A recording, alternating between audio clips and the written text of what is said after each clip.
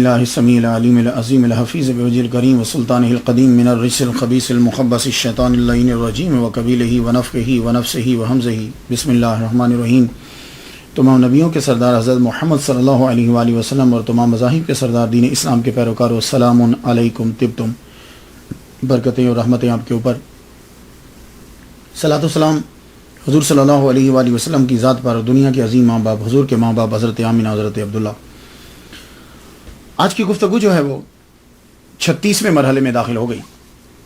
تاج النساء، عورتوں کے سر کا تاج، حضرت رابعہ بنت اسماعیل العدویہ الکیسیہ بصری رحمۃ اللہ علیہ۔ بہت سے لوگوں نے ان کے بارے میں بیان کیا ہے۔ میرا من چاہا کہ امام حسن بصری رحمۃ اللہ علیہ کا تذکرہ ہوا ہے تو لوگوں نے میسج بھی یہی بھیجا کہ اب ذرا اگر رابعہ بصری کے بارے میں کچھ بتا دیں، تو میں نے سوچا کہ چلیے ان کے بارے میں ڈیٹیل سے جو ہے وہ گفتگو آپ کے ساتھ ہو جائے۔ سب سے پہلے نام کے بارے میں، آپ کا نام جو ہے یہ رابعۃن، رابعۃن چوتھی، عربی لفظ ہے یہ رابعۃن، اس کا معنی ہوتا ہے چوتھی۔ چونکہ 3 بہنوں کے بعد پیدا ہوئیں، اس لیے آپ کا نام آپ کی والد گرامی نے رابعۃن چوتھی رکھ دیا، نام ہی وہی پڑ گیا۔ اس کے علاوہ آپ کے نام کے ساتھ العدویہ لگتا ہے، عین کے ساتھ عدویہ، اور الکیسیہ۔ یہ العدویہ اور کیسیہ جو ہے کہ حضرت رابعہ بصری رحمۃ اللہ علیہ جو ہیں وہ کنیز لونڈی نہیں تھی۔ یہ العدویہ والکیسیہ، یہ دونوں لفظ جو ہیں یہ بتا رہے کیوں آپ کو العدویہ اور کیسیہ کیوں کہا جاتا ہے۔ قیس بن عدی کی ایک شاخ العتیق سے آپ تعلق رکھتی تھی، اس لیے آپ کہا کرتی تھی، جب کوئی آدمی اعتراض کرتا تو فرماتی تھی کہ میں آزاد حرم ہوں، میں آزاد عورت ہوں، میں حر ہوں اور بنو عدی سے ہوں۔ تو عدویہ کیسیہ، یہ کیس کی وجہ سے کیسیہ اور بنو عدی کی وجہ سے آپ کو عدویہ جو ہے وہ کہا جاتا ہے۔ اور آپ ہرگز اس قبیلے کی کنیز نہیں تھی، بلکہ اس قبیلے کی فرد تھی، یہ بات یاد رکھیے۔ لیکن غربت کی وجہ سے اور حالات نے پلٹا ایسا کھایا کہ آپ کو بازار میں لا کے بیچ دیا گیا۔ کس طرح؟ جیسے حضرت یوسف علیہ السلام۔ یوسف علیہ السلام بھی کیا غلام تھے آپ؟ نہیں، آپ تو کریم ابن کریم ہیں، آپ تو نبی کے بیٹے ہیں، لیکن حالات ایسے ہوئے کہ آپ کو مصر کے بازار میں لا کے بیچ دیا گیا۔ اور یہی سیم حضرت رابعہ بصری رحمۃ اللہ علیہ کے ساتھ ہوا کہ آپ کو بازار میں لا کے، بغداد کے بازار میں لا کے بیچ دیا گیا۔ تاریخ پیدائش آپ کی کیا ہے؟ اب دیکھیے کہ تاریخ پیدائش میں 2 سال کا ضرور فرق رہتا ہے، لیکن قرائن اور کچھ دلائل جو ہیں وہ ایسے ہوتے ہیں کہ جو کسی ایک کو مضبوط کر دیتے ہیں، ورنہ فرق ضرور رہتا ہے۔ صحیح یہی ہے کہ آپ 99 ہجری 717 عیسوی میں پیدا ہوئی، 99 ہجری 717 عیسوی میں پیدا ہوئی، اور 185 ہجری 801 عیسوی میں وصال پایا۔ تو گویا کہ ٹوٹل عمر جو ہے حضرت رابعہ بصری رحمۃ اللہ علیہ کی 86 سال ہے، 86 ایئر، یہ آپ کی عمر ہے۔ ویسے کچھ نے تاریخ وصال جو ہے وہ آپ کی 135 ہجری لکھا ہے، تو اگر 135 ہجری لکھیں تو پھر آپ کی ٹوٹل عمر جو ہے وہ 36 سال بنتی ہے۔ تو 36 سال تو آدمی ینگ ہوتا ہے، 36 سال میں کوئی اتنا بوڑھا تو نہیں ہوتا، لیکن تمام کتب نے یہ لکھا ہے کہ آپ بوڑھی ہو کر دنیا سے جو ہے وہ رخصت ہوئی، بہت بوڑھی ہو چکی تھی۔ تو معلوم یہ ہوگا کہ 135 ٹھیک نہیں ہے، 801 جو عیسوی ہے یہ بالکل بجا ہے، اور 185 ہجری۔ جائے پیدائش، آپ پیدا کہاں ہوئی؟ آپ کے نام کے ساتھ جو بصری لگتا ہے نا، یہ بصری یہ بتا رہا ہے کہ آپ عراق کے شہر بصرہ میں پیدا ہوئی۔ یہ آج بھی یہ شہر بڑا مشہور ہے، یہ سٹی عراق کا بہت مشہور سٹی ہے، بصرہ بڑا امیر ہے، بڑی مشہور بندرگاہ ہے۔ ایران اور کویت اس کے قریب اس شہر کو آباد کیا تھا حضرت عمر رضی اللہ تعالیٰ عنہ نے، اور حضرت عمر رضی اللہ تعالیٰ عنہ نے سب سے پہلا گورنر جو اس کا بنایا وہ ابو موسیٰ اشعری رضی اللہ تعالیٰ عنہ کو بنایا تھا، اس کا پہلا گورنر۔ یہ شہر آپ نے بہت سے قبیلے بھیج کر یہاں اس کو آباد کیا۔ یہ بصرہ جو ہے بصرہ کا معنی بعض نے کہا کہ یہ بصرہ لفظ فارسی ہے، بس راہ، جہاں بہت سے راستے ملتے ہیں، اس لیے اس کو کہتے ہیں بصرہ۔ بعض نے کہا نہیں، البصرتن عربی لفظ ہے یہ، تو البصرتن کا معنی ہوتا ہے سخت زمین، لیسدار مٹی جس میں کنکر ملے ہوئے ہوں، تو اس کو کہتے ہیں البصرتن۔ تو یہ اپنے وہ ماحول کی وجہ سے، جگہ کی وجہ سے اس کو البصرتن کہنے لگے۔ اور جب کبھی گفتگو کے دوران البصرتان تان کہیں، بصرتان، تو بصرتین جو ہے، بصرتان جو ہے، اس سے مراد کوفہ اور بصرہ دونوں شہر ہوتے ہیں جب بصرتان کہیں گے۔ تو رابعہ بصری جو ہیں، یہ چونکہ بصرہ میں پیدا ہوئی ہیں اس لیے آپ کو بصری جو ہے وہ کہا جاتا ہے۔ لیکن ایک بات یاد رکھیے گا کہ جب آپ اس کو تلفظ کریں گے تو باساری نہیں کریں گے، سواد کے اوپر زبر نہیں پڑیں گے۔ اگر آپ نے سواد کے اوپر زبر پڑا، باساری بن گیا، تو اس کا معنی ہوگا میری آنکھ، بصر کہتے ہیں آنکھ کو، اور باساری میری آنکھ۔ تو حضرت رابعہ بصری رحمت اللہ علیہا جو ہے وہ اسے پروناؤنس کیا جائے گا۔ نام کے بارے میں آپ نے جان لیا، اب ہم جاننا چاہیں گے کہ حالات کیا تھے۔ تو ایک بات آپ کو بتا دوں کہ شروع کے حالات جو ہیں وہ کم ہی ملتے ہیں، بہت کم ایسے لوگ ہیں کہ جن کے بچپن سے حالات جو ہیں وہ بڑی مضبوطی کے ساتھ ملتے چلے جائیں۔ جو آدمی بعد میں جا کر مشہور ہوئے ان کے ابتدائی حالات جو ہیں وہ دھندلے دھندلے سے ملتے ہیں۔ حضرت رابعہ بصری رحمت اللہ علیہا، آپ کے ساتھ بھی کچھ ایسا ہی مسئلہ ہے، لیکن تھوڑے سے واقعات ملتے ہیں۔ آپ کے والد گرامی، نام ان کا اسماعیل، بیچارے غریب ہیں، بنو عدی سے تعلق رکھتے ہیں۔ بصرہ کے قریب، بالکل شہر کے اندر نہیں، اس سے قریب صحرا میں ایک پرانی سی بستی ہے۔ اس بستی کو میں یوں ہے کہ سر چھپانے کے لیے جگہ مل جائے، دروازہ ہے تو دروازہ نہیں ہے، لیکن دروازہ نام کا ہے، چھت ہے بس، اور غربت نے ڈیرے جمائے ہوئے ہیں، کوئی چور آ جائے تو شرما کے چلا جائے، اتنی غربت۔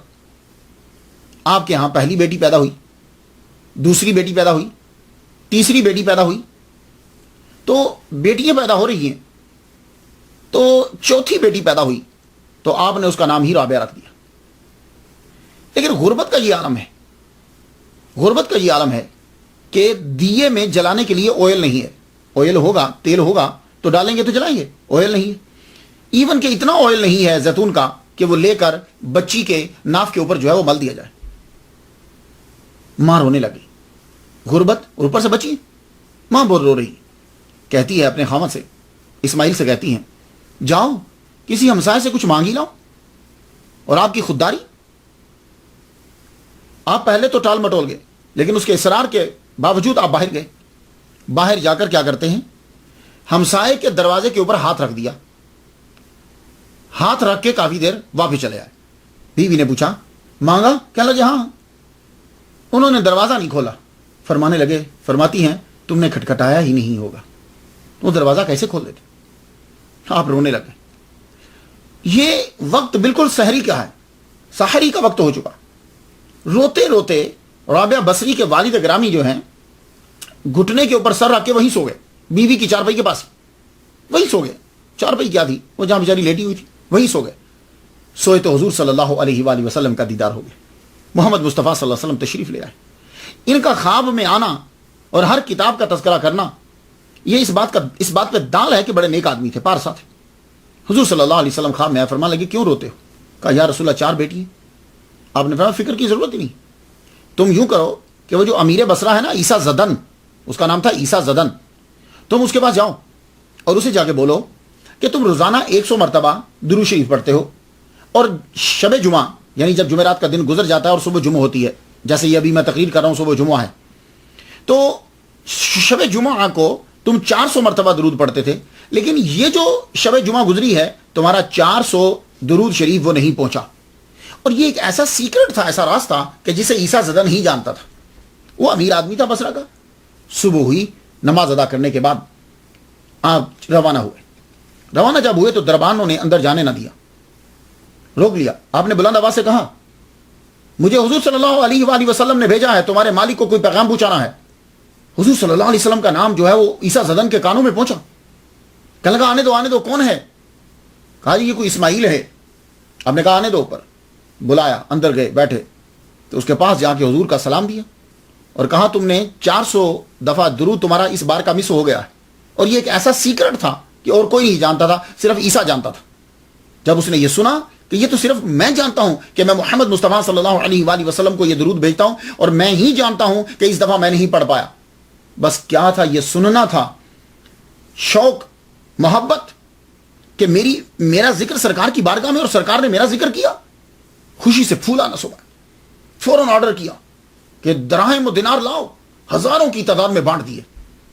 اور 400 دینار صرف اکیلے اسماعیل رحمت اللہ علیہ, رابعہ بصری رحمت اللہ علیہ کے والد گرامی کو دیے. 400 دینار,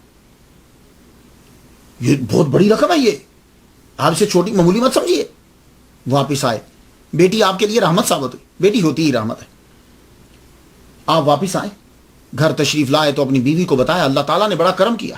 تو ان 400 سے آپ نے کچھ سامان خریدا, سامان خرید کر اب آپ بیچنے لگے. لیکن آدمی کے پاس جب پیسہ آتا ہے نا تو اس وقت آتا ہے جب ہڈیاں جواب دے جاتی ہیں, آدمی کا جسم کام نہیں کر پاتا, آدمی اتنی محنت نہیں کر پاتا.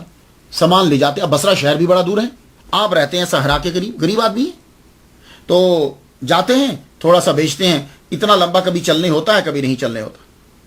بہرحال لیکن گزارا گھر کا ہو رہا ہے, خرچہ جو ہے وہ چل رہا ہے, خرچہ جو ہے وہ چل رہا ہے. ایک دن بوڑھی ہڈیاں جواب دے گئیں, کمزوری نے غلبہ کر لیا. کمزوری جب غالب ہوتی ہے نا تو کمزوری کے ساتھ بیماریاں بھی غالب آ جاتی ہیں. ایسا لگتا ہے جیسے کمزوری اور بیماریاں کٹھی رہتی ہیں, جسم کے اوپر غالب آ گئی. غالب جب آئیں تو والد گرامی جو ہیں رابعہ بنت اسماعیل, حضرت رابعہ کے والد گرامی چارپائی پہ لیٹ گئے. اب گھر کے اندر ہمیشہ ہر وقت رونا رکھ گیا. کیا ہوگا, جو گھر کا کمانے والا ہے وہی بیمار پڑ گیا, پریشان. روتے روتے ایک رات کیا ہوا کہ سب بچے سو گئے, حضرت رابعہ بھی سو گئی, بیوی بھی سو گئی, سب سو گئے. فجر کے وقت, سحری کے وقت آپ کی روح کف سے انصری سے پرواز کر گئی. آپ دنیا سے رخصت ہو گئے, دنیا سے رخصت ہوئے. صبح اٹھے جب سارے بچے تو ابا کو جگانے کے لیے آئے, ابا اٹھو, لیکن ابا دنیا سے جا چکے تھے, وہ تو رخصت ہو چکے تھے. ایک عجیب قیامت برپا ہو گئی گھر کے اندر, قیامت برپا ہوئی. رونے دھونے لگ گئے سب, محلے والے اکٹھے ہوئے. حضرت رابعہ بصری رحمت اللہ علیہ, آپ کو اپنے ابا سے بڑا پیار تھا. سب سے چھوٹی, آپ کو معلوم ہے کہ اولاد چھوٹی جو ہوتی ہے نا, ماں باپ کو ویسے ہی اسے پیار ہوتا ہے, بڑا پیار تھا. اور پیار کی 2 وجہ, ایک وجہ تو یہ کہ سب سے چھوٹی تھی, اور ایک وجہ یہ تھی کہ ہمیشہ ابا کے ساتھ رہتی تھی. آپ کے والد گرامی کو نماز پڑھنے کی اور تہجد کی عادت تھی پک.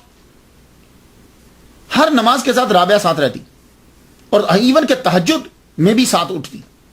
اور بعض اوقات تو ایسا ہوتا کہ رابعہ بصری رحمت اللہ علیہ ساری رات اپنے ابا کے ساتھ ذکر میں مشغول رہتی.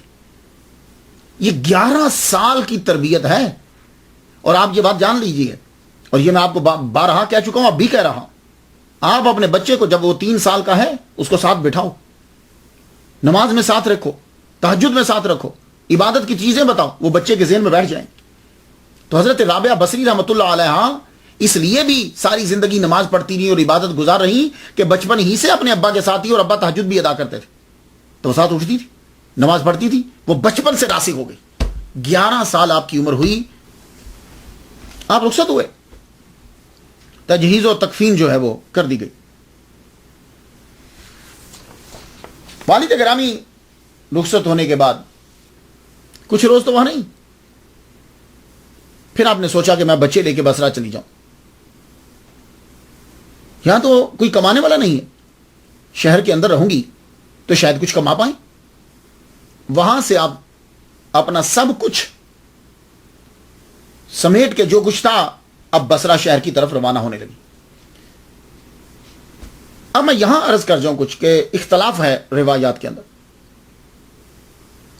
عرب کے جو لوگ ہیں, وہ عرب کے جتنے ماخذ میں نے پڑھے ہیں, وہ حضرت رابعہ بصری رحمت اللہ علیہ کو 36 سال تک ایک عام عورت تصور کرتے ہیں کہ جو گانا بجاتی ہے, ڈانس کرتی ہے, دنیا میں مشغول ہے, اسے دنیا اچھی لگتی ہے. عرب کے ماخذ کے اندر یہی چیزیں ملتی ہیں. ایک ہے فارس کا ماخذ, یعنی جو فارسی ہیں وہ لوگ جب بیان کرتے ہیں, یا اولیاء کرام جو ہیں, وہ ان کے نزدیک جو ہے وہ یہ ہے کہ آپ کا اس کے ساتھ کوئی تعلق نہیں. آپ شروع ہی سے اللہ کی طرف آپ کی توجہ تھی, آپ نے اپنے والد گرامی سے سب کچھ چیز سیکھا, لیکن آپ پر ظلم کیا گیا کہ آپ کو جبرن جو ہے وہ بیچا جاتا رہا اور آپ پر ظلم جو ہے وہ ہوتے رہے. جب آپ کے والد گرامی کا انتقال ہو گیا تو اور پھر اس کے بعد اسی طرح روایات میں بھی اختلاف ہے. بعض نے کہا کہ آپ کی والدہ بھی فوت ہو گئی اور والد بھی فوت ہو گئے, آپ کی بہنیں کہیں اور چلی گئیں, آپ تنہا رہ گئی, اکیلی رہ گئی اور اسی گھر کے اندر عبادت کرتی رہتی تھی کہ آپ کو وہاں سے اغوا کر لیا گیا. ایک یہ ہے کہ آپ چاروں بہنوں کے ساتھ جو ہے وہ روانہ ہوئی, چاروں بہنوں کو جو ہے اکٹھا اغوا کر لیا گیا, یہ بھی ہے. اور ایک یہ ہے کہ پتہ نہیں بہنیں کہاں چلی گئیں اور یہ بیچاری تنہا رہ گئیں اور خود جو ہے وہ اکیلی بصرہ میں پہنچ گئی, بھاگ کے چلی گئی, کیونکہ انہیں لگتا تھا کہ میں بڑے اچھے مکان میں رہوں, اچھی جگہ میں رہوں, لیکن وہاں پیچھے سے پھر ہے کہ وہ باقی کہاں گئی. لیکن میں عرض کرنا چاہوں گا کہ وہ چیز کتابوں والا تو لکھ دیتے ہیں جو ان کو ملا ہے, لیکن ہمیں بھی کچھ سوچنا پڑتا ہے کہ کون سی چیز جو ہے وہ ان کے مقام کے مطابق ہے اور کون سی چیز آگے کی چیز کے ساتھ میچ کرتی ہے, تب گفتگو کرنا جو ہے وہ آسان ہو جاتا ہے.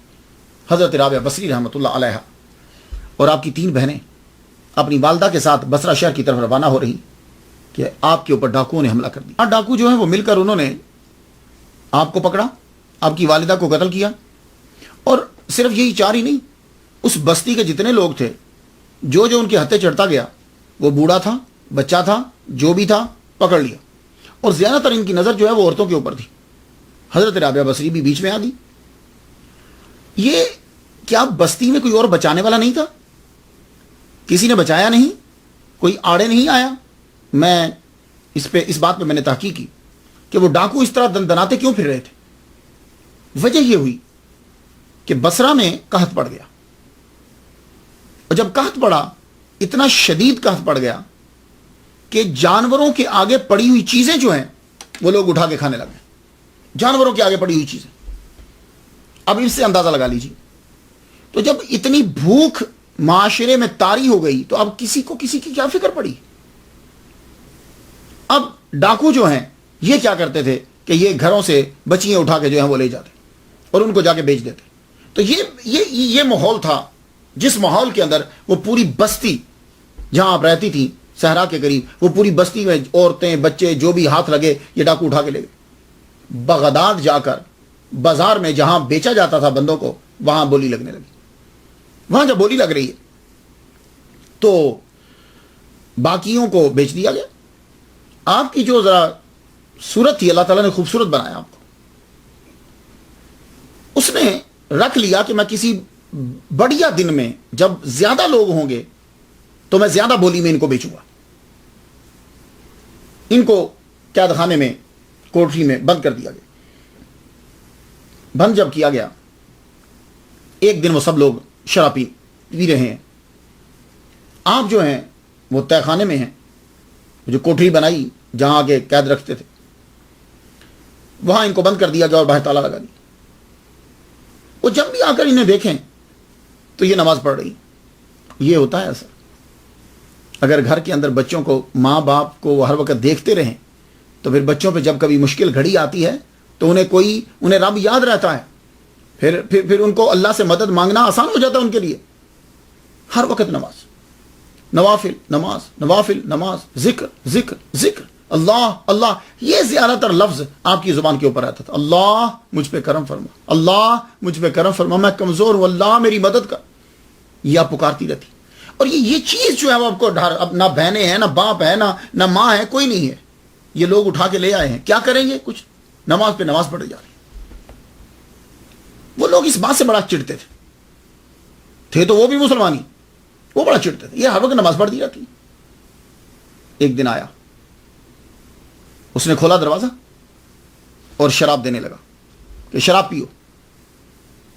آپ نے جب اسے دیکھا, آپ نے فرمایا یہ تو شراب ہے, یہ تو حرام ہے, میں تو نہیں پیوں گی. چونکہ وہ خود پیتا تھا, اب وہ بولا کہ تم پیو. آپ نے فرمایا نہیں, حرام ہے, میں نہیں پیوں گی. اس نے آپ کو مارنا شروع کر دیا. آپ کو مارا لیکن آپ نے شراب نہیں پی. پورا دن گزر گیا, اس نے پانی تک پینے نہ دیا. رات گزر گئی, ایک دن اور ایک رات, ایک دن اور ایک رات جو ہے وہ گزر گئے. اس نے پانی نہیں دیا. دوسرے دن پھر آیا, وہ شراب دینے لگا آپ کو. آپ نے فرمایا میں شراب حرام ہے, میں نہیں پیوں گی. اور پیاس کی وجہ سے اتنی نقاہت, اتنی کمزوری ہو چکی کہ آپ اٹھ نہیں پا رہی اور روٹی بھی نہیں دے رہا کھانے کو. وہ پانی کو لے کر آیا, پانی لا کر ایک ہاتھ میں شراب پکڑتا ہے اور ایک ہاتھ میں پانی پکڑا ہے. بولا یہ پیو. آپ بولی نہیں حرام ہے. تو ان کی نظروں کے سامنے پورا پانی جو ہے وہ زمین کے اوپر گرا دیا. تو جو آدمی پیاسا ہوتا ہے نا, وہ پانی کی طرف لپکتا ہے, دوڑتا ہے. اب تیزی کے ساتھ پانی کی طرف بڑھی, اس نے پانی زمین کے اوپر گرا دیا. آپ یوں ہاتھ کو گیلا کر کے کہ شاید پانی میرے ہاتھ کے اوپر آ جائے, لیکن نہیں, پانی جو ہے وہ جذب ہو گیا مٹی کے اندر, نیچے جذب ہو گیا. اس نے پانی پینے کو نہیں دیا, دروازہ بند کر کے واپس چلا گیا.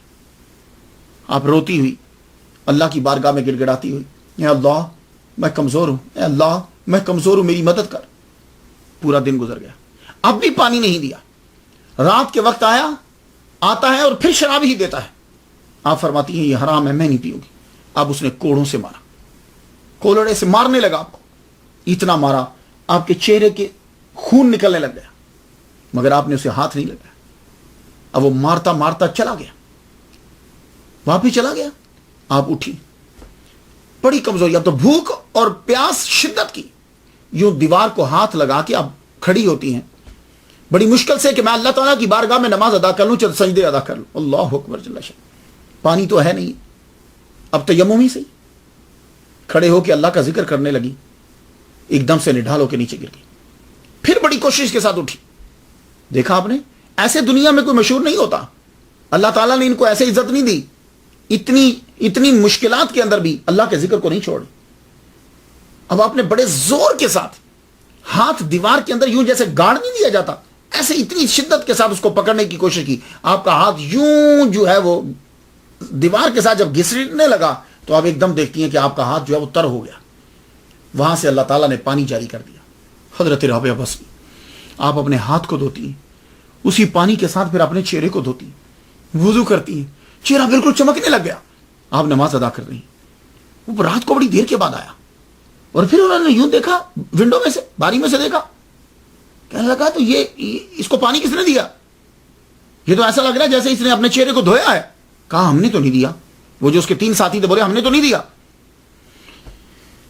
دروازہ کھول کے اندر آیا تو آ کے دیکھتا ہے آپ بڑے اطمینان کے ساتھ نماز ادا کر رہی ہیں, بڑے اطمینان کے ساتھ. کیوں؟ یہ لوگ آپ کی عزت پہ حملہ کرنا چاہتے تھے, لیکن اللہ تعالیٰ ان کو بچا رہا ہے. اللہ ان کو بچا رہا ہے. اور جب آدمی اللہ تعالیٰ کی پناہ میں آ جاتا ہے تو پھر کوئی اس پہ قبضہ نہیں کر سکتا. لیکن یہ ہے کہ ہم صدق دل سے اللہ تعالیٰ سے محبت کرتے ہوں, اللہ کو یاد کرتے ہوں. یہ شراب اس لیے پلا رہا تھا آپ کو, لیکن آپ شراب نہیں پیتی. آپ پھر نماز میں لگی. صبح اس نے کیا کیا, کہیں بازار میں گیا اور وہاں سے جا کے سانپ لے کر آیا, اس کو پٹاری میں بند کیا, بند کر کے اب جب گھر پہنچا آیا تو دیکھا تو آپ پھر نماز پڑھ رہی تھی. نماز یہ چیز ہے, ایک دیکھیے آپ کے اندر کتابوں میں پڑھا کہ نماز اتنے انہماک سے پڑھتی تھی کہ آپ معافیا جو ارد گرد جو کچھ ہے آپ اس سے بالکل بے خبر ہو جاتی تھی کہ ارد گرد کیا ہو رہا ہے, کون آ رہا ہے, کیا کر رہا ہے. اتنی اللہ تعالیٰ کی محبت میں گم ہو جاتی تھی. نماز پڑھ رہی, وہ آیا, آتے ساری اس نے سانپ آپ کے مصلی پہ چھوڑ دیا. مصلی پہ چھوڑا, آپ سجدے میں اس وقت نیچے گئی. ہم ہوتے تو ڈر جاتے, ہم ہوتے تو قدموں سے ہی پریشان ہو جاتے اس کی آہٹ سے. سجدے میں گئی, سانپ وہیں پھرتا رہا. سانپ آپ کے کپڑوں کے اوپر چڑھا, آپ کی گردن تک آیا, لیکن آپ نماز ادا کر رہی ہیں. سلام پھیرا تو چپکے سے وہ سانپ وہاں سے روانہ ہو. اور اس چیز کو دیکھ کر وہ لوگ ابھی بھی نہ سمجھے, پھر بھی ان کی کوشش یہ تھی کہ یہ کسی طرح ہماری باتوں کے اندر آیا, ہماری ہوس کو پورا کرتے. رات کے وقت اس نے بہت اچھا سا گوشت پکایا, ساتھ فروٹ رکھا, شراب بھی ساتھ رکھی, اور زبردستی گھسیٹتا ہوا آپ کو باہر لے آیا, کھاؤ اسے. کتنے دن سے آپ بھوکی تھی, کتنے دن سے پیاسی تھی. کوئی اور ہوتا تو فوراً سے وہ گوشت کھانے لگ جاتا, بھنا ہوا, وہ فروٹ کھانے لگ جاتا, لیکن آپ نے ہاتھ کھینچ لیا. کیوں؟ یہ بچپن سے آپ کو تربیت ہے کہ کھانے کے اوپر بہت دھیان دینا ہے. ایک دن اپنے ابا کے ساتھ یہ کھانا کھا رہی تھی رابعہ بصری رحمۃ اللہ علیہ, تو لقمہ ہاتھ میں پکڑ کے رونے لگ گئی. अब्बा पूछती हैं बेटी रोती क्यों हो? कहा अब्बा सोच रही हूं कि जो हम खाते हैं ये हलाल है कि हराम है। ओए अब्बा रो पड़े, कहने लगे बेटी ये मैं कमा के लाया हूं। कहा बस अब्बा ऐसे ही ख्याल आ गया था। ये होती है तरबियत। तो जो बेटी अब्बा के घर में कह रही है कि ये खाना हलाल है कि हराम, अब्बा ये सोच रही हूं कि कोई चीज शामिल तो नहीं होगी, क्या वो उनके खाना को खा लेगी? हरगिज़ नहीं खाई। आप भूख से निडाल होकर वहीं टेबल के ऊपर ही जिसमें खाना रखा हुआ था एकदम से आपका सर नीचे गिरा। अब वो 3 आदमी जो बैठे शराब पी रहे थे, उन्होंने क्या किया, उन्होंने देखा, गुस्सा आया, वो जिस प्याले में शराब पी रहे थे वो पकड़ के जो है वो मारा। जब आपकी तरफ फेंका आपको जलाल आया। जलाल जब आया तो आपने यूं गुस्से से जब देखा वो प्याला रास्ते में ही गिर गया। दूसरे आदमी ने दूसरा उठा के मारा, तीसरे। अब तो क्या हुआ कि जितने उनके पास बर्तन पड़े हुए थे, जितने में वो खाना खा चुके थे, उठा उठा के राबिया बसरी की तरफ फेंकने लगे।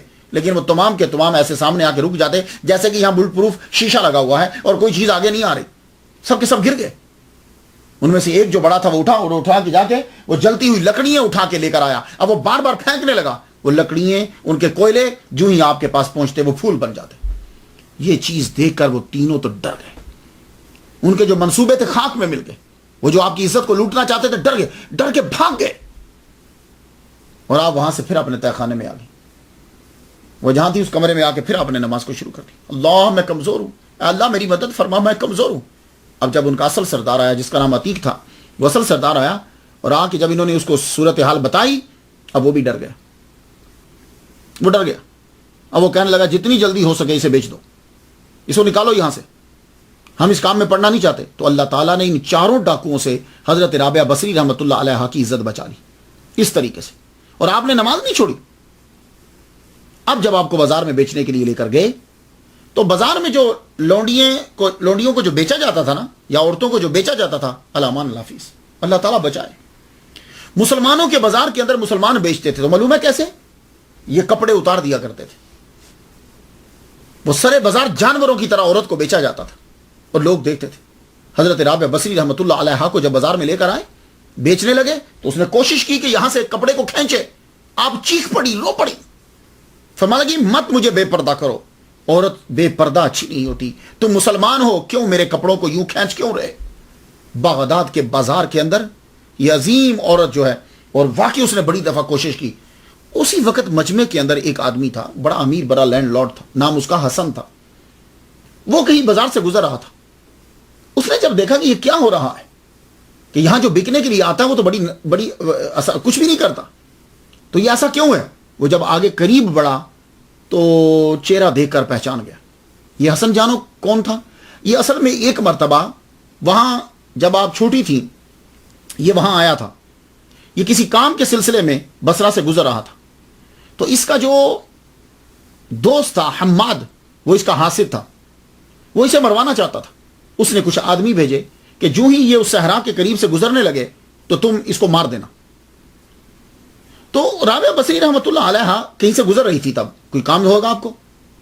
आपने उन 2 बंदों की बातें सुन ली कि ये जो भी घुड़सवार आ रहा है, मैं ऊपर चढ़ूंगा, मैं एकदम से लकड़ी को नीचे गिराऊंगा, बड़ी सी लकड़ी, ये जूं ही रुकेगा एक साइड पे खड़ी होगी। जूं ही वो घोड़ा दौड़ाते हुए करीब आया और इसने नीचे से गुजरना था, तो आपने जोर से आवाज दे के कहा। वो आदमी पहले ही रुक गया। जब वो रुका तो इतने में इसके हाथ से वो लकड़ी गिर चुकी थी।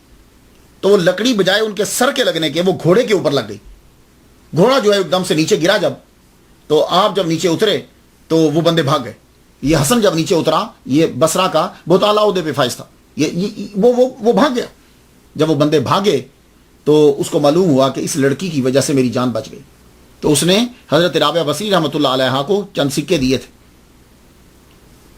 उसे पहचाना ये लड़की तो वही है, ये शक्ल मुझे कुछ देखी वाली लगती है। वो आगे बढ़ा और उसने जितना बोली लगी थी, एक जगह मैंने पढ़ा है कि तकरीबन 1500 जो है दीनार जो है वो लगी, बाज ने तो 15,000 तक लिख दिया।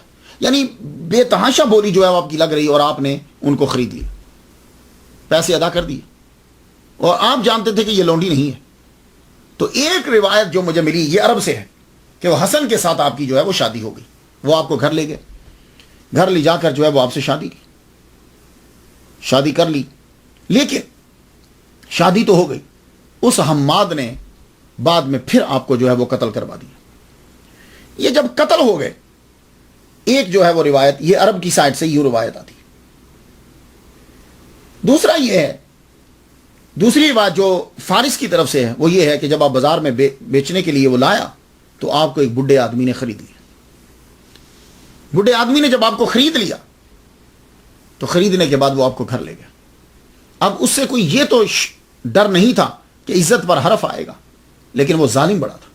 وہ آپ سے کام بہت کرواتا، مارتا بلا وجہ. اور کام معلوم ہے کیا کرواتا؟ جاؤ جنگل میں جاؤ، لکڑیاں لے کر آؤ اور وہ لکڑیاں لا کر بازار میں بیچو، بیچنے کے بعد وہ پیسے مجھے لا کے دو. یہ میں آپ کو فارس کی روایت بتا رہا ہوں.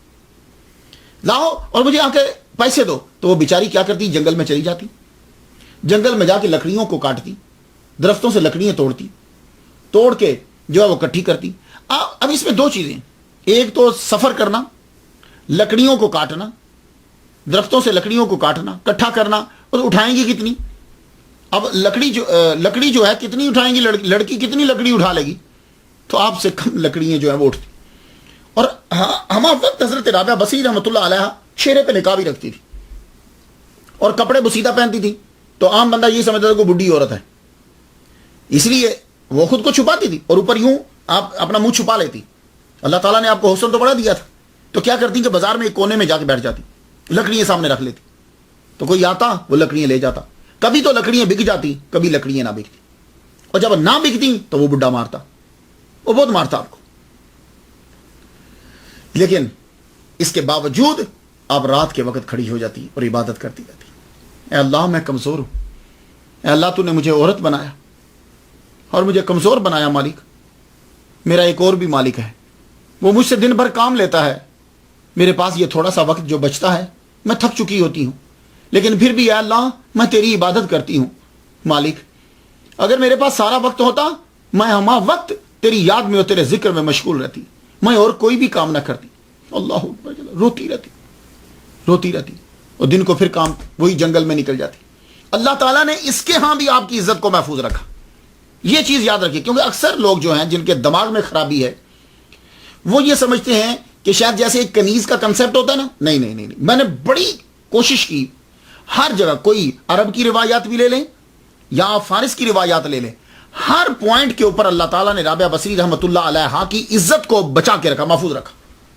وہ کرامت دکھانی پڑی یا کسی اور وجہ سے، عزت اللہ تعالیٰ نے آپ کی محفوظ رکھی. اس لیے کوئی آدمی آپ کی عزت پہ حرف نہیں رکھ سکتا. اور بعد میں اللہ تعالیٰ نے جیسے حضرت یوسف علیہ السلام کو ثابت کر دیا کہ یہ صاف تھے، اسی طرح حضرت رابعہ بصری رحمۃ اللہ علیہا کا بھی کردار جو ہے وہ بالکل کلیئر کروایا دنیا کے سامنے. ایسے نہیں مشہور ہوئی، ایسے نہیں آج تک اولیاء کرام ان کا تذکرہ کرتے. اب جس بڈھے کے پاس رہ رہی، ایک دن آپ بیچاری تھکی ہوئی آئیں، اس نے آپ کو کہا کہ جاؤ جا کے کوئی وہ اندر سے مرتبان لے کر آؤ. اس میں مربع تھا. آپ مرتبان لے کر آئے، بھوکی تھی، بالکل جسم کمزور، اور لکڑیاں جو ہیں وہ کاٹ کر لائیں جنگل سے. پھر وہ ایک دم سے آپ کا پاؤں لڑکھڑایا، وہ مرتبان نیچے گر گیا، وہ مرتبان ٹوٹا، مربع جو ہے وہ نیچے پھیل گیا. اب اس بڈھے کو غصہ آ گیا، اس نے اٹھ کر وہ مارے تماچے، آپ کو بہت سخت مارا اور یوں دھکے دیتا ہوا آپ کو آپ کے کمرے کی طرف جا کے بند کر دیا. اور اندر جب گیا تو اندر جا کے کیا کرتا ہے کہ وہ جتنے دیے جل رہے تھے وہ سب بند کر دیے، بجھا دیے. کہنے لگا ان دیوں میں تیل لگتا ہے اور تم پیسے لے کر نہیں آتی، اور میں یہ دیے تمہارے لیے جلاؤں کہ تم ساری رات نماز پڑھتی رہو. دیے بند کر دیے. لیکن آپ نے اس اندھیرے میں بھی اللہ کی یاد کو بند نہیں کی، اللہ کی یاد کرتی رہی. ہم لوگ بندے ہو کر ہمارے پاس سب چیزیں ہیں، ہم نماز چھوڑ دیتے ہیں. وہ بیچاری دن کو لوگ اس کے اوپر ظلم کر رہے ہیں اور وہ پھر رات کو نوافل پڑھ رہی ہے، اور ہم آج اپنی تقریروں میں ان کا مذاق اڑاتے ہیں. اللہ اکبر جل شانہ. حضرت رابعہ بصری رحمۃ اللہ علیہا عبادت میں لگی ہیں. وہ بابے کو رات کو پیاس لگی، ایک دم سے ہڑبڑا کے اٹھا. جب وہ اٹھا تو ایک دم سے اسے روشنی نظر آئی. اسے غصہ چڑھا، میں تو دیے بند کر کے آیا تھا، لگتا ہے رابعہ نے دیے دوبارہ جلا لیے روشنی کے لیے. غصے سے اندر گیا. اندر جب جا کے دیکھتا ہے دیے سب بجھے ہوئے ہیں، لیکن کمرہ روشنی سے بھرا پڑا ہے، روشنی، نور ہی نور. وہ ایک دم آدمی گھٹنوں کے اوپر نیچے یوں گھٹنوں کے اوپر گرا. آپ جب نماز پڑھ چکی، نفل پڑھ چکی، سلام پھیرا، ہاتھ جوڑ کے کہنے لگا میری غلطی. وہ بڈھا کہتا میری غلطی، مجھے معاف کر دو، مجھے معاف کر دو. میں نوکر تمہارا، تم میری نوکر نہیں، آج سے میں نے تجھے آزاد کیا۔ تو آپ فرمانے لگی تو نے آزاد کیا؟ کہتا یہیں رہو میری مالکن بن کے۔ آپ نے کہا نہیں، جب تو نے آزاد کر دیا ہے تو مجھے اب واپس جانے دے، مجھے جانے دے۔ کہنے لگا ٹھیک ہے جاؤ۔ تو حضرت رابعہ بصری رحمت اللہ علیہا بغداد سے دوبارہ بصرہ جو ہے وہ واپس آ گئی۔ سے اب بصرہ کی جانب واپس روانہ ہوئی، دنیا کو دیکھ چکی ہیں، دنیا کی حقیقت دیکھ چکی ہیں، لوگوں کو دیکھ چکی ہیں، لوگ کیا ہیں۔ بصرہ واپس آئیں تو معلوم ہے کہاں آئیں؟ اسی جگہ پہ جہاں آپ کا بچپن، جہاں آپ کے ابا، جہاں ماں، جہاں بہنیں سب مل کے رہا کرتے تھے۔ وہ بالکل کھنڈر بن چکا ہے، کھنڈر بن گیا، قحط نے اس کو بالکل خالی کر دیا۔ سال اس کے اوپر گزرے، اس کو سنبھالنے والا کوئی نہیں تھا۔ آپ واپس اپنے گھر میں ہی آ گئی، اسی کھنڈر میں۔ وہاں آ کر آپ رہنے لگے۔ دروازہ ایک بنایا آپ نے، جانتے ہو کون سا دروازہ؟ لکڑیاں جوڑی، پتے لگائے اس کے اوپر اور اسے بند کر دیا اور بیٹھ کر عبادت شروع کر دی۔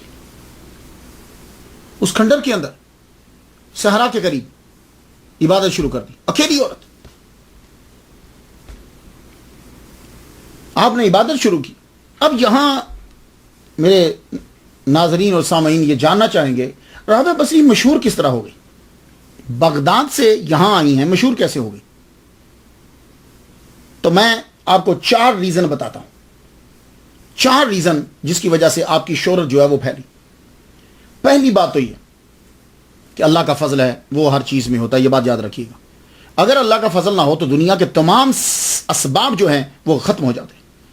سب سے پہلے اللہ کا فضل، اس کے بعد جو ظاہری سبب بنے، وہ پہلا سبب یہ ہے کہ اکیلی عورت کھنڈروں میں اکیلے رہتی نہیں، یہ ان کے لیے بالکل ایک نئی بات تھی۔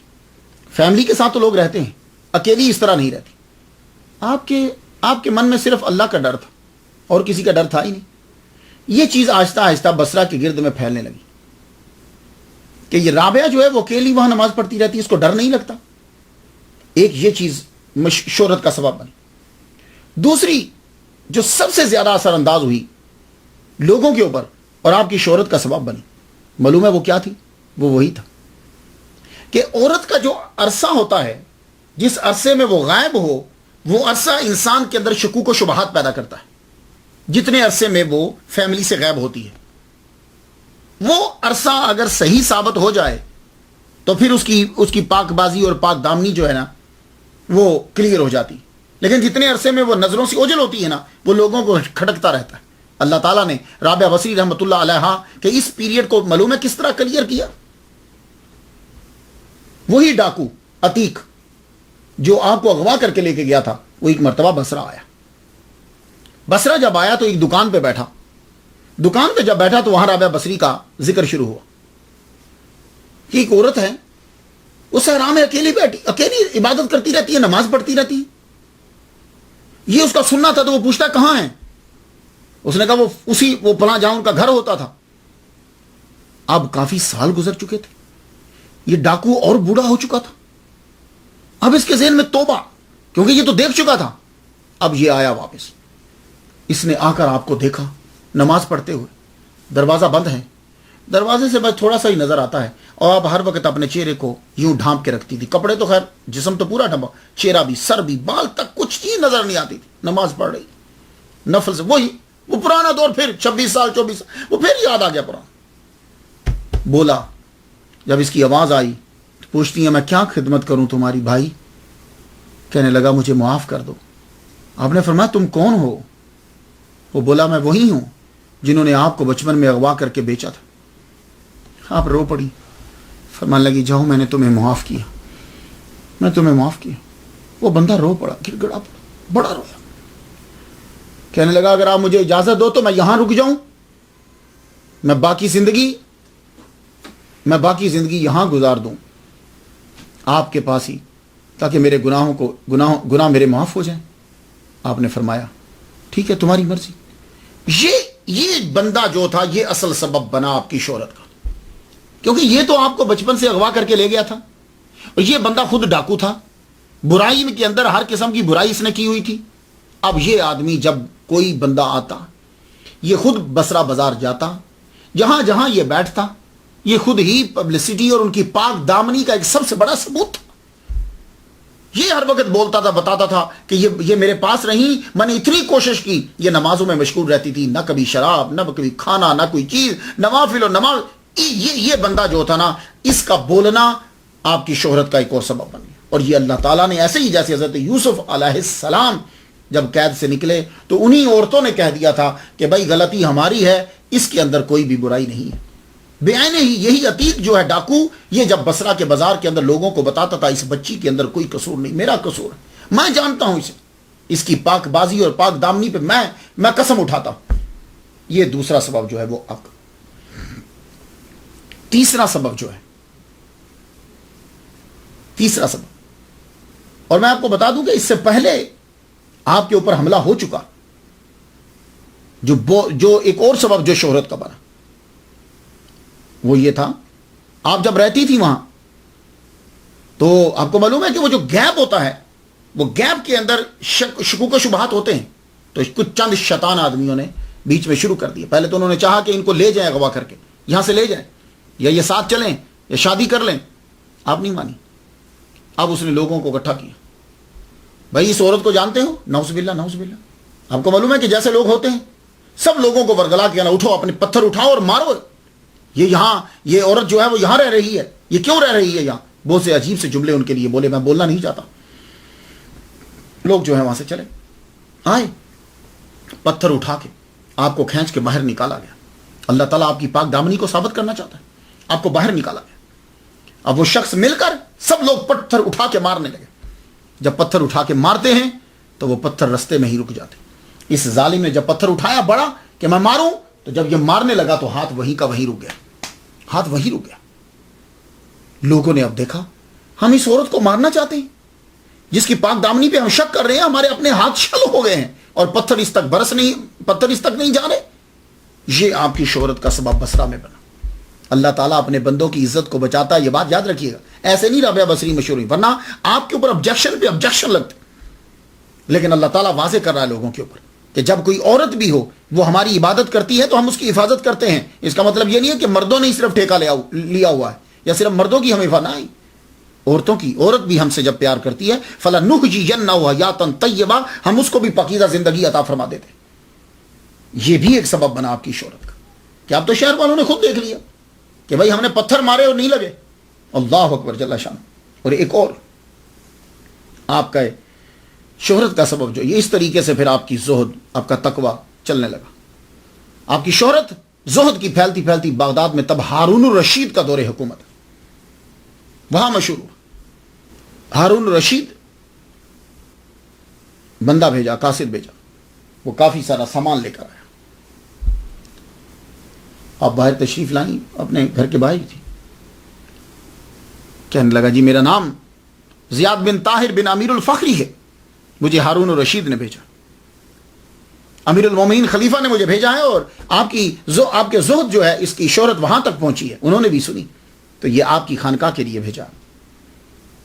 اور ہارون الرشید 786 عیسوی میں خلیفہ بنا، اور حضرت رابعہ بصری کی وفات کے 8 سال بعد تک یہ خلیفہ رہا ہے. تو اس کا مطلب یہ ہے کہ صحیح ہے بات. آپ نے کھڑے کھڑے وہ تمام تحائف اور ہدایہ پتہ کسے دے دیے؟ چور کو. یہ چور کون تھا؟ یہ رات ہی کو آپ کے گھر سے سامان لوٹنے آیا تھا. اس نے کچھ چادریں پڑی ہوئی دیکھی تو وہ اٹھائیں، وہ اٹھا کے اب آپ کو مارنے لگا تھا. تو جب آپ کو مارنے لگا تو وہیں ہاتھ اس کا جو ہے وہ رک گیا. اب یہ ویسے ہی گر گیا. آپ نماز پڑھتی رہی. جب نماز مکمل ہوئی، تہجد بھی پڑھ لی آپ نے، یہ وہیں بیٹھا رہا. صبح جب ہوئی تو آپ نے کہا بھائی آؤ کچھ ہے تم بھی کھا لو. رو پڑا، روتا رہا. آپ نے فرمایا رو مت، اللہ سے معافی مانگ. اس نے اللہ سے معافی مانگی. آپ نے فرمایا پڑھو. اور جب بھی کبھی کوئی آپ سے معافی مانگنے، آپ کسی کو توبہ کرواتی تو کہتی تھی پڑھو اشہد ان لا الہ الا اللہ وحدہ لا شریک لہ واشہد ان محمدا عبدہ ورسولہ. اللہ بڑا بے نیاز ہے، اللہ معاف کر دیتا. جب کوئی آدمی معافی مانگتا ہے اللہ معاف کر دیتا. تو آپ اس کو اس طریقے سے سمجھاتی. تو وہ بندہ بھی باہر، آپ تو کمرے میں تھی نا، وہ پھر باہر آ کے صبح رب کی بارگاہ میں سجدہ ریز تھا کہ جب کہ یہ قافلہ ہارون الرشید کا آیا، جتنے تحائف تھے وہ اٹھا کر اسے دے دیے چور کو. کہا جاؤ یہ لے جاؤ. تو وہ زیاد بن طاہر ابن امیر الفخری کہنے لگا کہ یہ تو امیر المومنین نے بھیجے ہیں، خلیفہ نے بھیجے ہیں، اور آپ اسے دے رہی ہیں اس غریب کو؟ آپ نے فرمایا میں نے اللہ سے اسی کو مانگا ہے، باقی چیزیں مجھے نہیں چاہیے۔ یہ ہارون الرشید کا سامان بھیجنا حضرت رابعہ بصری رحمۃ اللہ علیہ کو یہ اور آپ کی شہرت کا سبب بنا۔ اب تو بصرہ کے اندر آپ مشہور ہو گئی، آپ کا گھر، آپ کا جو وہ گھر تھی وہ خانقاہ بن گئی۔ اب بڑی بڑی امیر عورتیں، شرفاء، فضلاء، ایون کہ علماء، آپ کا گھر جو ہے وہ مرجع خلائق بن گیا۔ ایسا لگتا ہے کہ جیسے یہاں بازار ہے کوئی بہت بڑا، لوگ آتے، کوئی دم کروانے آتا، کوئی مسئلہ پوچھنے آتا۔ آپ کی خانقاہ کے اندر عورتیں آ کے سبق سیکھتی، بیٹھتی، وہاں وہ مدرسہ بن گیا، عبادت ہوتی، تصوف سیکھتی۔ اور آپ کا جو فلسفہ ہے نا، جو تصوف کے اندر آپ نے جو بیان دیا، ویسے تو چیزیں لوگ بیان کرتے رہتے ہیں، لیکن وہی چیز کسی آدمی کے وجہ سے زیادہ مشہور ہو جاتی ہے۔ آپ کی گفتگو کا موضوع جو ہے اللہ کی محبت ہوتا تھا بس۔ تو جتنی بھی عورتیں آتی، آپ ان کو یہی اللہ کی محبت کا سبق دیتی کہ اس سے محبت کرو، بس اللہ سے پیار کرو، وہ ہمارا خالق ہے، اللہ سے محبت اللہ کی خاطر۔ یہ تھا آپ کا فلسفہ، اللہ سے محبت اللہ کی خاطر، کوئی اور بیچ میں سبب نہیں ہونا چاہیے۔ لیکن مولوی کو سمجھ نہیں آ رہی، ملا کو سمجھ نہیں آ رہی، اور اسی فلسفے کے تحت آپ نے یہ گفتگو کی ہے۔ ویسے تو کچھ باتیں ایسی ہوتی ہیں کہ جو ویسے ہی منسوب کر دی جاتی ہیں، لیکن اگر واقعی ان کی بات ہے کہ ایک ہاتھ میں آپ نے پانی لیا اور ایک ہاتھ میں آگ لی، اور کہا کہ اے اللہ میں پانی سے تیری دوزخ کو بجھا دوں، یا کہا تیری دوزخ سے میں تیری جنت کو آگ لگا دوں، مولوی جو ہے وہ شروع ہو رہا ہے یہ اللہ کی توہین ہو گئی، اللہ کی گستاخی ہو گئی۔ تو خود وہ حضور کو اپنے جیسا کہتے ہیں، خود وہ سارا دن بولتے رہتے ہیں، وہاں توہین اور گستاخی کا کوئی کنسیپٹ ہی نہیں۔ نبی مر کر مٹی میں مل گیا، کوئی گستاخی کا تصور ہی نہیں ہو رہا۔ اللہ جھوٹ بول سکتا ہے، یہاں کوئی توہین نہیں ہے۔ اب ایک عورت نے سمجھانے کے لیے یہ بات کہہ دی تو وہاں ہوا کہ یہ گستاخی ہو گئی ہے۔ گستاخی نہیں ہے، بلکہ یہ لالچ ہے۔ ایک آدمی دوزخ کے ڈر سے نماز پڑھ رہا ہے تو کیا تیری نماز؟ ایک آدمی جنت کے لالچ میں نماز پڑھ رہا ہے تو اللہ کے لیے تو نہیں پڑھ رہا، تو جنت کے لیے پڑھ رہا ہے کہ مجھے جنت ملے گی۔ وہ ایک عورت ہو کر دنیا کا عظیم فلسفہ اس نے دیا۔ انہوں نے یہ کہا کہ دیکھو اگر تو دوزخ کے ڈر سے پڑھ رہا ہے تو اللہ کے لیے تیری نماز نہیں، تو اس کے ڈر سے پڑھ رہا ہے، اور اگر تو جنت کے شوق میں پڑھ رہا ہے تو اس کے لالچ میں پڑھ رہا ہے۔ مرد بن، اللہ کی عبادت اس لیے کر کہ اللہ عبادت کا سزاوار ہے بس، اور کوئی مستحق عبادت ہی نہیں ہے۔ یہ تھا فلسفہ آپ کا۔ مولوی مذاق اڑا رہا ان کا۔ تو آپ کا فلسفہ یہ تھا کہ اللہ کی محبت، اللہ کے شوق اور اللہ کے خوف سے، یہ تھا آپ کا فلسفہ۔ اور آپ نے اس فلسفے کو اس مثال سے سمجھایا۔ دیکھو یہ بچوں والی باتیں ہیں کہ کینڈی ملے گی، 2 کینڈی دے دیں گے، 3 ٹافیاں 4 ٹافیاں مل جائیں گی نا۔ عبادت کر اللہ کی، اللہ کے لیے۔ تو یہ عام آدمی کو کہاں یہ باتیں سمجھ میں آئیں گی؟ انہوں نے دوزخ کا انکار نہیں کیا، انہوں نے جنت کا انکار نہیں کیا، انہوں نے دوزخ کو غلط نہیں کہا، انہوں نے جنت کو غلط نہیں کہا، انہوں نے اپنے فلسفے کی تشریح کی ہے۔ انہوں نے یہ بتلایا ہے کہ دیکھو یہ دوزخ مخلوق، جنت مخلوق، دونوں مخلوق ہیں۔ اللہ نے جنت کو پیدا کیا ہے، اللہ تعالیٰ نے دوزخ کو پیدا کیا ہے، یہ دونوں مخلوق ہیں۔ تم مخلوق کے شوق اور ڈر میں پڑھ رہا ہے نماز، یہ تو بچوں کا گیم ہے۔ مرد بن، بلند ہو، اللہ کی عبادت اللہ کی خاطر کر، اس کی محبت میں۔ یہ بتلانا تھا انہوں نے۔ مولانا جامی رحمۃ اللہ علیہ نے ایک دفعہ کہا کہ ابدال 40 ارواح ہیں۔ کسی نے کہا حضور 40 رجال، 40 بندے کیوں نہیں کہا؟ فرمانے لگے ان میں ایک عورت بھی ہے، رابعہ بصری رحمۃ اللہ علیہ۔ تو اللہ سے محبت اللہ کی خاطر، اللہ کی عبادت اللہ کے خوف، اللہ کے شوق میں۔ یہ فلسفہ اتنا مشہور ہوا آپ کا، اور آپ اس میں بالکل مضبوط تھی، کیونکہ آپ نے وہ مرحلے دیکھے ہیں کہ جہاں صرف اللہ نے آپ کو بچایا۔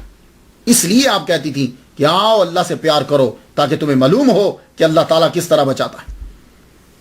اب آپ کے پاس بڑے بڑے علماء آنے لگے۔ میں جب کتابیں پڑھتا ہوں تو پتہ چلتا ہے کہ جی جناب حسن بصری ان کے پاس آتے تھے روٹی کھانے، ان کے پاس فلاں فلاں آتے تھے۔ پھر میں نے غور کیا، کیونکہ اکثر لوگوں کا دل ہوتا ہے کہ ہر بڑے بندے کو ملا دیں ان کے ساتھ، وہ پیچھے ڈیٹ نہیں دیتے، بھلے سے ان کو دنیا سے گئے ہوئے 10 سال ہو گئے ہوں، ملاقات ضرور کروا دینی۔ اب ایک میں واقعہ پڑھتا ہوں، مالک بن دینار اور رابعہ بصری رحمۃ اللہ علیہ کی ملاقات۔ مالک بن دینار جو ہیں یہ 658 عیسوی کو پیدا ہوئے، جس کی یہ 2013 جا رہی، اور 448 عیسوی میں ان کا وصال ہوا۔ تو ان کی ملاقات ان سے مشکوک ہے۔ مالک بن دینار کا اگر کوئی بھی واقعہ آپ کو نظر آتا ہے کہ جی مالک بن دینار ان سے ملے، بیچ میں نہ سن ہوگا نہ کوئی چیز نہیں ہوگی، تو پھر سن لو، مالک بن دینار 658 عیسوی کو پیدا ہوئے، 748 عیسوی میں وصال ہوا۔ تو ان کی ملاقات رابعہ بصری رحمۃ اللہ علیہ سے مشکوک ہے۔ کیوں؟ یہ رابعہ بصری سے 59 سال بڑے ہیں، اور آپ کا جب وصال ہوا تب رابعہ بصری رحمۃ اللہ علیہ کی عمر 31 سال کے قریب تھی، 31 سال کے قریب تھی۔ تو ابھی تو اس عمر میں تو یہ تقریباً بغداد کے اندر تھی۔ تو مشکوک ہے، میں یہ نہیں کہہ رہا کہ ناممکن ہے، لیکن مشکوک کہہ رہا ہوں۔ حسن بصری رحمۃ اللہ علیہ کی ملاقات بڑی ثابت کی جاتی ہے، اور کوئی ایسی کتاب نہیں ہے کہ جس نے ثابت نہ کی ہو، اور جس نے کوئی نہ کوئی واقعہ آپ کا تحریر نہ کیا ہو۔ تو یہ بات یاد رکھ لیجئے، حسن بصری رحمۃ اللہ علیہ سے آپ کی ملاقات جو ہے وہ بچپن میں پاسبلٹی ہے کہ بچپن میں ہوئی ہو۔ کیوں؟ اس لیے کہ آپ کے والد گرامی جو ہیں اسماعیل، وہ صوفی تھے، وہ تصوف اور زہد کی طرف مائل تھے۔ تو ان دنوں میں حضرت حسن بصری رحمۃ اللہ علیہ بڑے مشہور تھے۔ تو ہو سکتا ہے کہ جب یہ 6 سال کی، 7 سال کی، 8 سال کی، 9 سال کی، 10 سال کی ہوں تو کسی دفعہ لے گئے ہوں ان کی محفل کے اندر، پاسبلٹی ہے۔ کیوں؟ اس کی وجہ یہ ہے کہ جب حضرت حسن بصری رحمۃ اللہ علیہ کا وصال ہوا ہے تو تب حضرت رابعہ بصری رحمۃ اللہ علیہ کی عمر جو ہے 11 سال تھی۔ یہ ذہن میں رکھ لیجیے گا۔ آپ جتنے مرضی واقعے ملاتے رہیں، اب آپ جو کتابوں میں پڑھیں گے تو یہ ذرا تھوڑی سی ریسرچ کر لیا کریں۔ رابعہ بصری رحمۃ اللہ علیہ کی عمر 11 سال تھی جب حضرت حسن بصری رحمۃ اللہ علیہ دنیا سے چلے گئے۔ تو اب جو کتابوں کے اندر یہ لکھا ہے کہ حضرت حسن بصری رحمۃ اللہ علیہ آئے جب آپ بصرہ واپس آ گئی نا، جب آپ کی عمر 40-50 سال ہو گئی تھی، تو تب حضرت بصری آئے، کہنے لگے چلو روٹی کھلاؤ۔ انہوں نے کہا اچھا ٹھیک ہے، گوشت رکھ دیا ہنڈیا کے اوپر، تو گوشت پکتا رہا، عصر سے لے کے مغرب تک گوشت پکتا رہا، اور بعد میں نماز میں مشغول ہو گئی۔ پھر آپ نے کہا وہ جل نہ گیا ہو، تو وہاں سے جا کے گوشت اٹھایا، سامنے رکھا، تو گوشت بڑا لذیذ تھا۔ اب بندہ پوچھے، پہلی بات تو یہ 2 طرح سے غلط ہے۔ ایک تو یہ کہ حضرت حسن بصری رحمۃ اللہ علیہ دنیا سے تشریف لے جا چکے ہیں جب آپ 11 سال کی تھی، ایک واقعہ۔ دوسرا اس لیے یہ غلط ہے کہ حضرت رابعہ بصری رحمۃ اللہ علیہ ایک دن فرمانے لگیں کہ معلوم ہے کہ یہ جانور ہم سے کیوں بھاگتے ہیں، اس لیے کہ ہم ان کا گوشت کھاتے ہیں، تو یہ ہم سے بھاگتے ہیں۔ تو جو گوشت کھانے سے منع کر رہی ہیں وہ خود کیا پکائیں گی وہاں؟ اب رہ گیا ایک اور، ابراہیم بن ادہم اور رابعہ بصری رحمۃ اللہ علیہ کا ملاقات۔ یہ بھی واقعات آپ کو ملیں گے، ان سے ملاقات ممکن ہے۔ ابراہیم بن ادہم رحمۃ اللہ علیہ سے میں ان کا واقعہ بیان کر چکا ہوں۔ ابراہیم بن ادہم رحمۃ اللہ علیہ سے رابعہ بصری رحمۃ اللہ علیہ کی ملاقات جو ہے وہ ہو سکتی ہے۔ ابراہیم بن ادہم رحمۃ اللہ علیہ کی رابعہ بصری رحمۃ اللہ علیہ سے ملاقات ممکن ہے۔ اب چاہے وہ مکہ میں ہو چاہے کہیں بھی ہو، ممکن ہے۔ میں یہ نہیں کہہ رہا کہ ملے ہیں یہ واقعات، ممکن ہے، اس لیے کہ ابراہیم بن ادہم رحمۃ اللہ علیہ 718 میں پیدا ہوئے، اور رابعہ بصری رحمۃ اللہ علیہ 717 میں پیدا ہوئی۔ تو یہ 1 سال بڑے ہیں ان سے، تو پاسبلٹی ہے، ممکن ہے کہ ان کی ملاقات ہوئی ہو۔ اب اور واقعات، حضرت ذوالنون مصری رحمۃ اللہ علیہ کی ملاقات حضرت رابعہ بصری رحمۃ اللہ علیہ سے، یہ واقعات بیچ میں ملتے ہیں جی، وہ آئے، انہوں نے ملاقات کی۔ تو اب سن لیجئے، حضرت ذوالنون مصری رحمۃ اللہ علیہ 796 عیسوی میں پیدا ہوئے ہیں، 796 میں، اور وصال ہوا ہے 859 میں۔ آپ کی ملاقات رابعہ بصری رحمۃ اللہ علیہ سے کیسے ہو سکتی ہے؟ حضرت ذوالنون کو پیدا ہوئے 5 سال ہوئے تھے کہ آپ 801 میں دنیا سے رخصت ہو گئی۔ 96 97 98 99 100 اور 6 سال ہوئے نا، 6 سال۔ تو یہ 96 میں پیدا ہوئے ہیں، وہ 801 میں دنیا سے گئی تھی، تو یہ تو ابھی تھے ہی 6 سال کے۔ ذوالنون مصری رحمۃ اللہ علیہ 6 سال کے تھے جب حضرت رابعہ بصری رحمۃ اللہ علیہ دنیا سے رخصت ہو گئی۔ اب آپ بتائیے ملاقات کیسے ہوگی؟ تو اس لیے جہاں کہیں ذوالنون مصری رحمۃ اللہ علیہ کا واقعہ پڑھیں تو سمجھ جائیں کہ یہ بھی تسامح ہو گیا ہے، غلطی ہو گئی ہے، وہ تو بیچارے تھے ہی 6 سال کے جب یہ دنیا سے رخصت ہوگی۔ اب آ جائیے حضرت سفیان ثوری رحمۃ اللہ علیہ کی ملاقات حضرت رابعہ بصری رحمۃ اللہ علیہ سے، یہ پاسبلٹی ہے، اس کی کئی وجوہات ہیں۔ تو میرا یہ خیال ہے کہ جتنے بھی علمی واقعات ہیں یا بزرگوں کے جو واقعات ہیں یا کسی بزرگ کی جو باتیں ہیں وہ اصل میں حضرت سفیان ثوری رحمۃ اللہ علیہ کی ہیں. وہ کیوں؟ حضرت سفیان ثوری رحمۃ اللہ علیہ 97 ہجری میں پیدا ہوئے اور حضرت رابعہ بصری رحمۃ اللہ علیہ 99 ہجری میں پیدا ہوئی.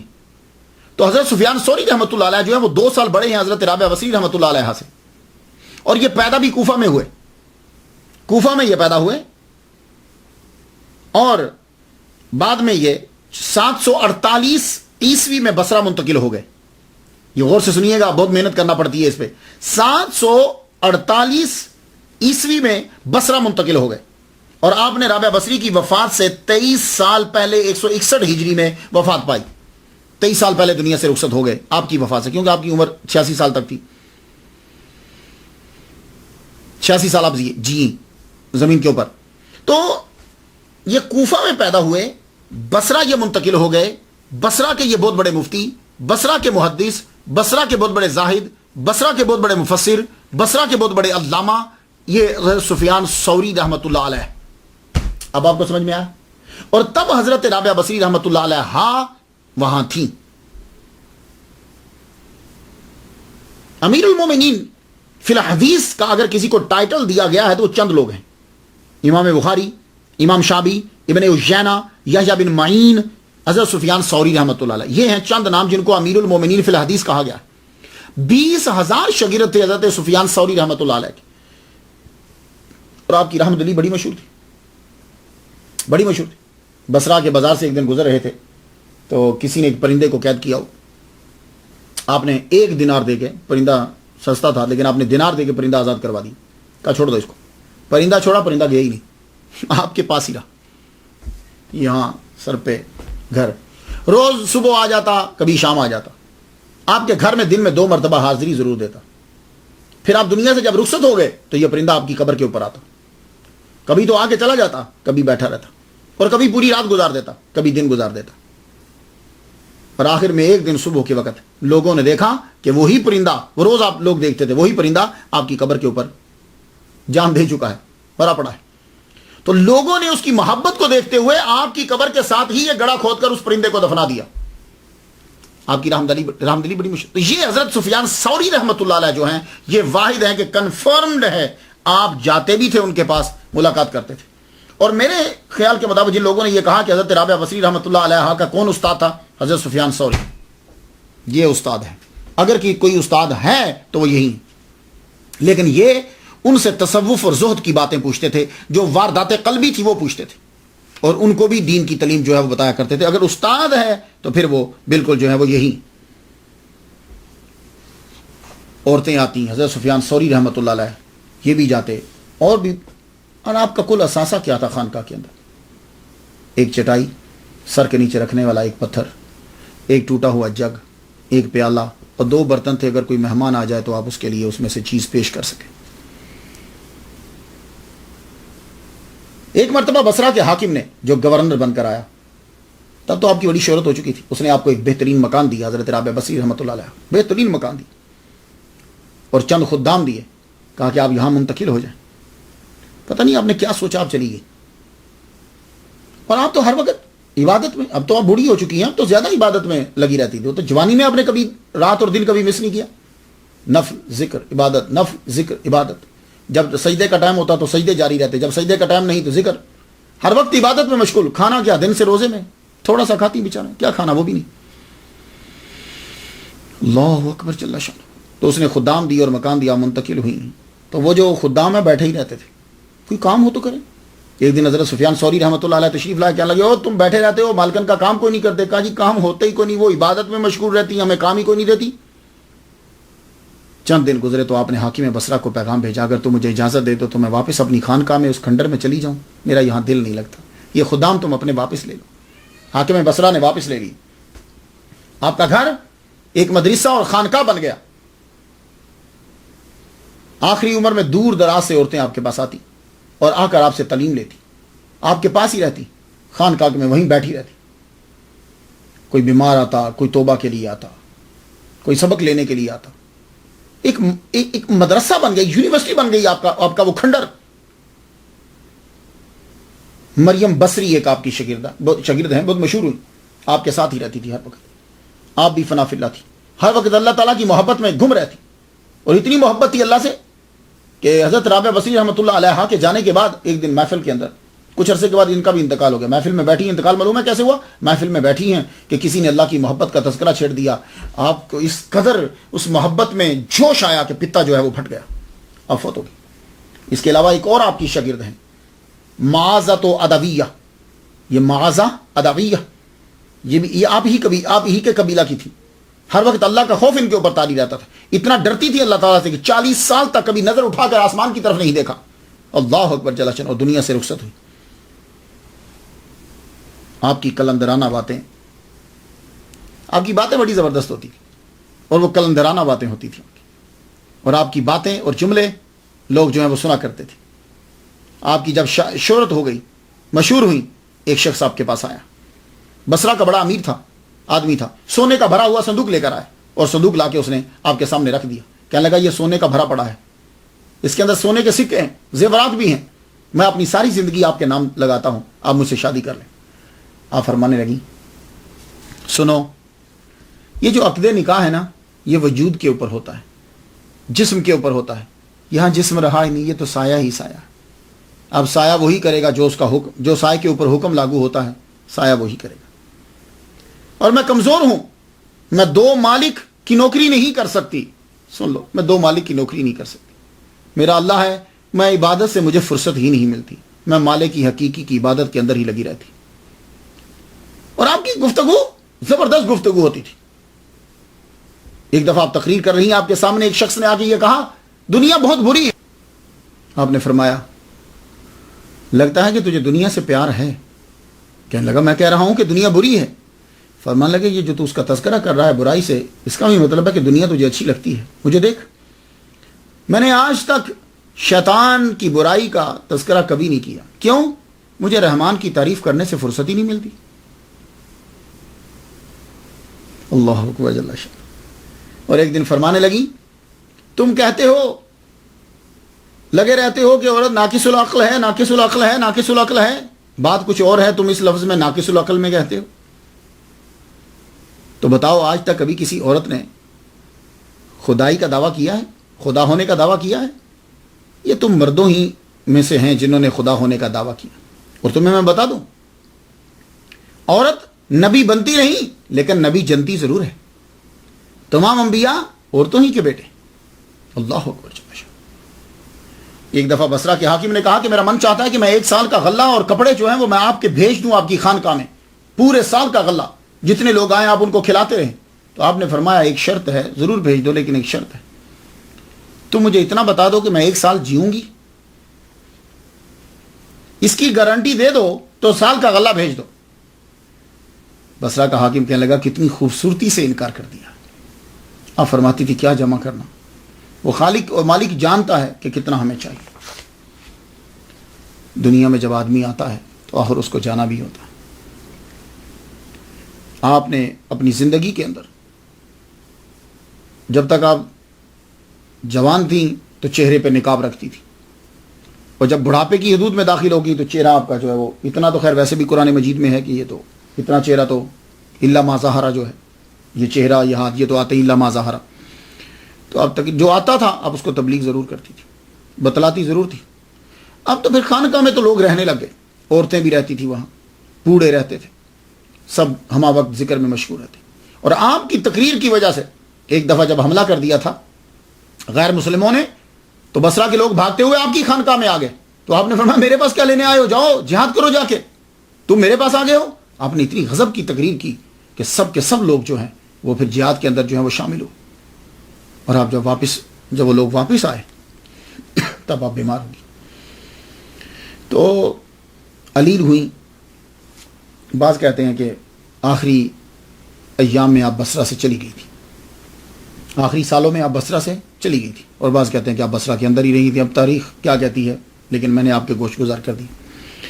آپ جب علیل ہوئیں تو موٹا کمبل جو ہے وہ آپ پہنا کرتی تھی، تو فرمانے لگیں کہ باقی لباس کے ساتھ یہ جو موٹے کمبل کا میرا لباس ہے اس کو مت اتارنا، جو ایکسٹرا تم نے دینا ہے وہ دے دینا، اسی سمیت مجھے جو ہے وہ تم نے دفنا دینا۔ جب آخری وقت آپ کے اوپر آ گیا، آپ نے فرمایا میرے کمرے سے ذرا باہر نکل جاؤ، تم سب باہر جاؤ، کلمے کی آواز آتی رہی، لا الہ الا اللہ لا الہ الا اللہ محمد رسول اللہ، پڑھتی رہی۔ کافی دیر کے بعد جب اندر آئے تو آپ کی روح کف سے انصری سے جو ہے وہ پرواز کر چکی تھی۔ کتاب دائرہ معارف اسلامیہ کے مطابق حضرت رابعہ بصری رحمۃ اللہ علیہا کا وصال جو ہے 185 ہجری میں 801 عیسوی میں ہوا، تو آپ نے تقریباً 86 سال عمر پائی۔